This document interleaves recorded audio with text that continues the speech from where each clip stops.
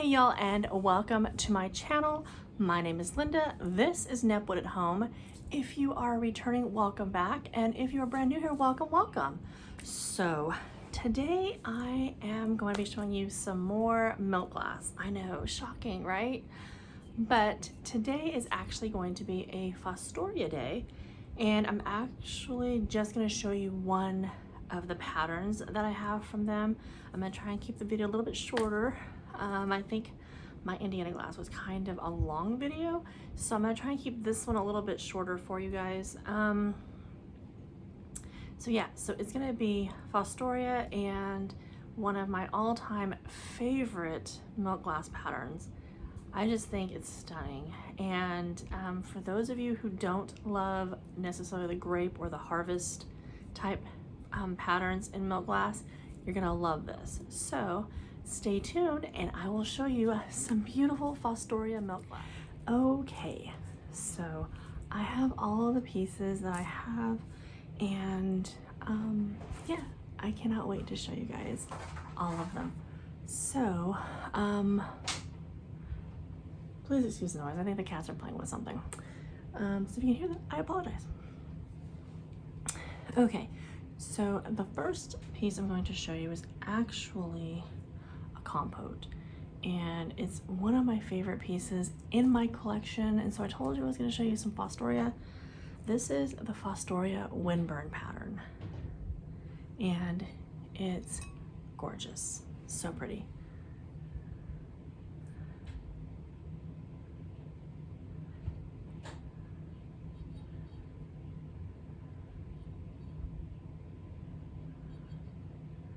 And I will of course show you guys some different angles of this because it really is very pretty.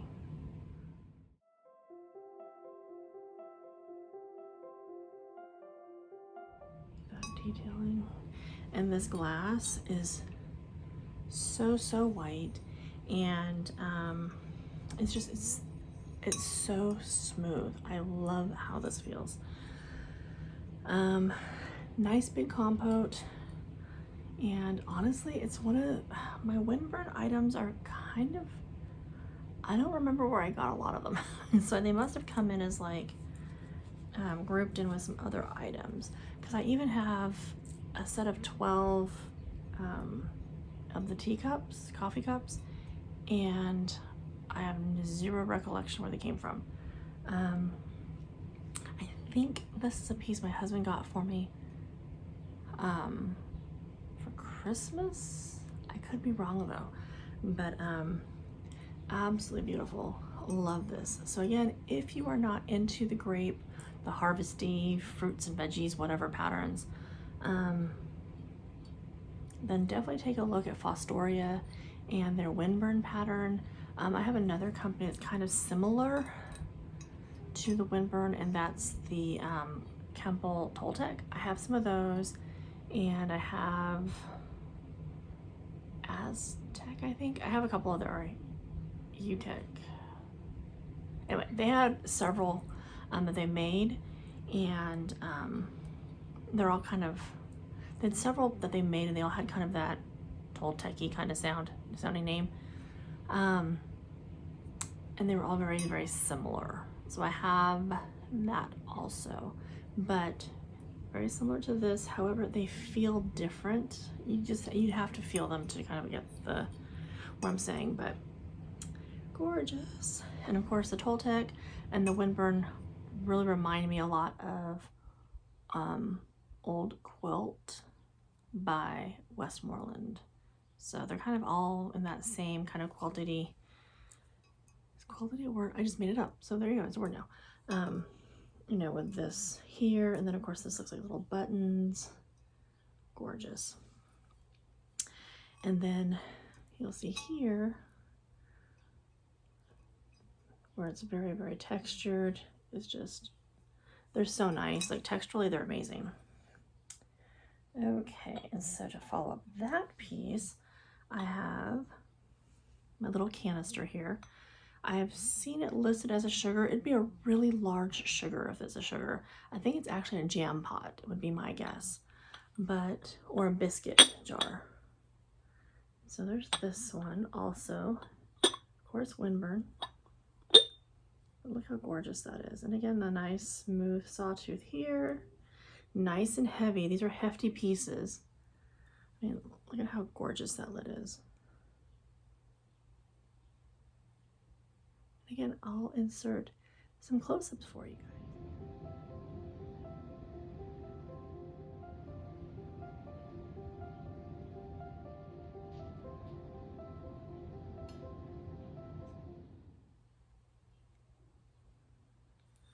So very, very pretty, very hefty, gorgeous, gorgeous.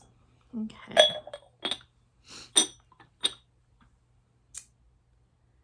Now these are called nappy dishes. I have no idea why.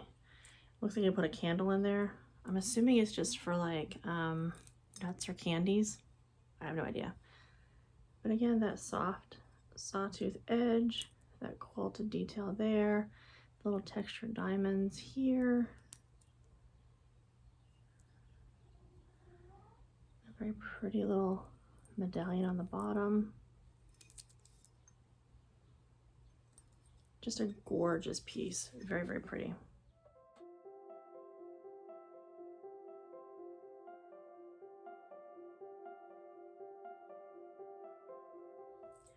Okay, and then I have what I lovingly refer to as my taco holders. This I believe is a bonbon or a, I don't know, it's a little serving thing. I could not imagine this holding any quantity of bananas. It would never make any sense. But it's similarly shaped to the banana holders. Or as I refer to them as taco holders. Because who doesn't like a good taco? Hear my mouth, sorry about that. Isn't that pretty? Again, that lovely little medallion there. Little quilted or little textured patterns here. Gorgeous. This one has just the plain base.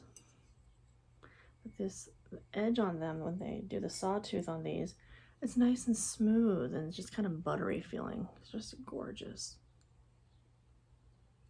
Nice, nice, deep white glass.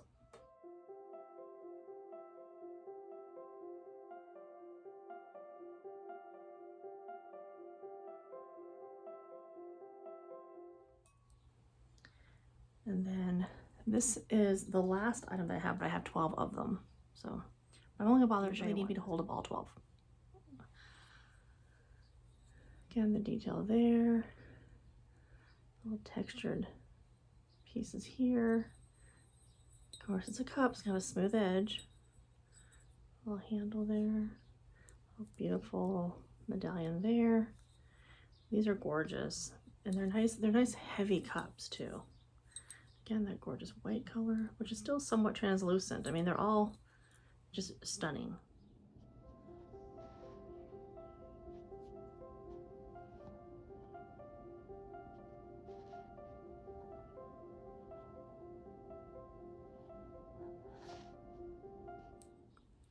So Fostoria is another one of those companies that comes to us at the end of the 1800s. And like so many other companies, it had its start in Ohio. And so Fostoria is of course known for the pressed, blown, and hand molded glassware and tableware. And of course, as you know, what I collect mostly is tableware. And anyway, so Fostoria came into being back in 1887 in December, and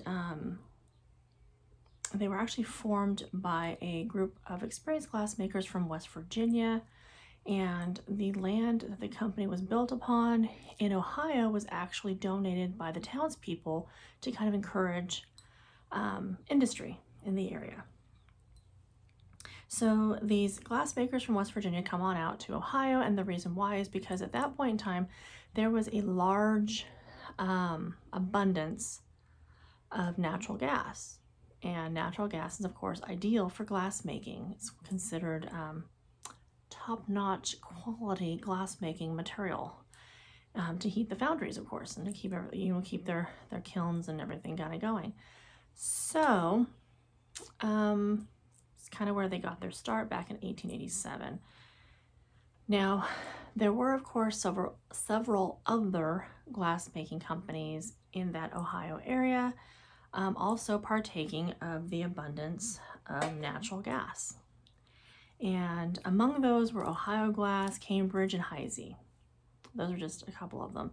But anyhow, so what happens in any industry when you have a collective of competition in one location, all partaking of the same resource, it's going to deplete that resource. It's just kind of common sense.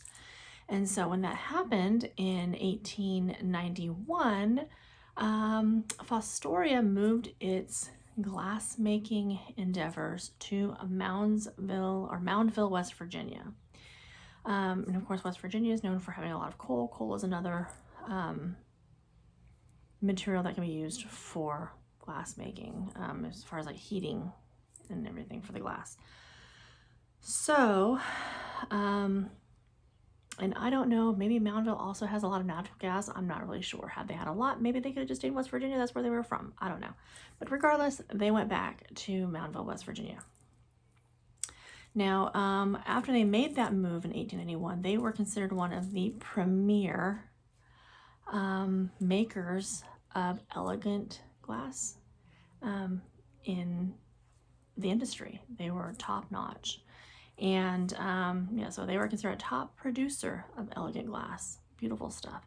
And being that they were, of course, top producers of quality and the fine details of their elegant glass, they were a hit with bridal registries, because what bride in the latter part of the 1800s, early 1900s would not like some gorgeous, elegant glass for their hope chest or whatever.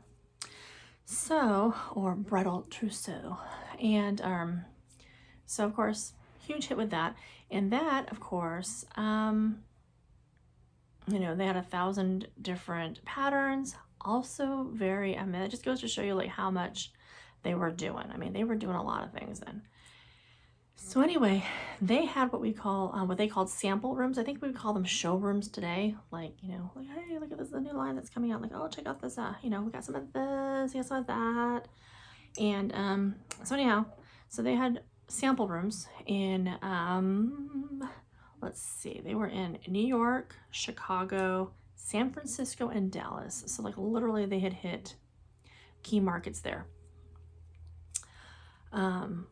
With their sample room, so people could go in, of course, and sample the glassware there.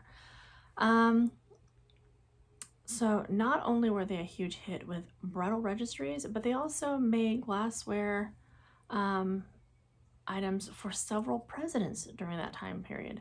However, as with anything, they were producing probably at their highest in the 1950s, as we know. People were coming back from having come back from the war. There was more money in the, people had more of a disposable income for the first time. The income to expense ratio was very different than it is now.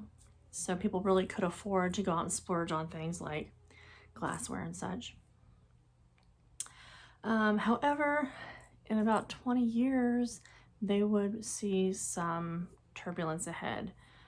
What happened is, like with everything, foreign competition, gotta love it, had begun to automate. And so in answer to that, Fostoria also tried to animate in the 1970s, or not animate, automate. Hello.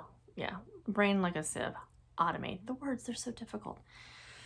So once they began the process to automate a lot of their processes, it was already too late, honestly. So by like 1980-ish, they were starting to lose money. And by 1986, the plant had closed, which is very, very sad because they made some beautiful pieces. And Winburn is definitely one of their gorgeous pieces.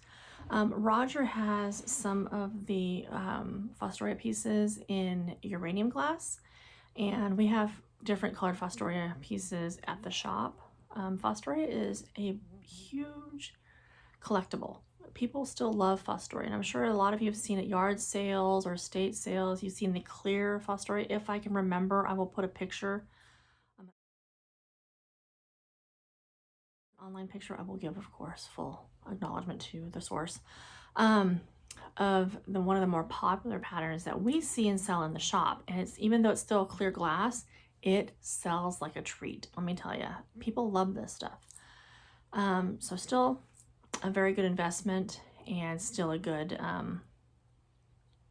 good bang for your buck kind of a deal, especially if you get a good price for it, at an estate sale or yard sale.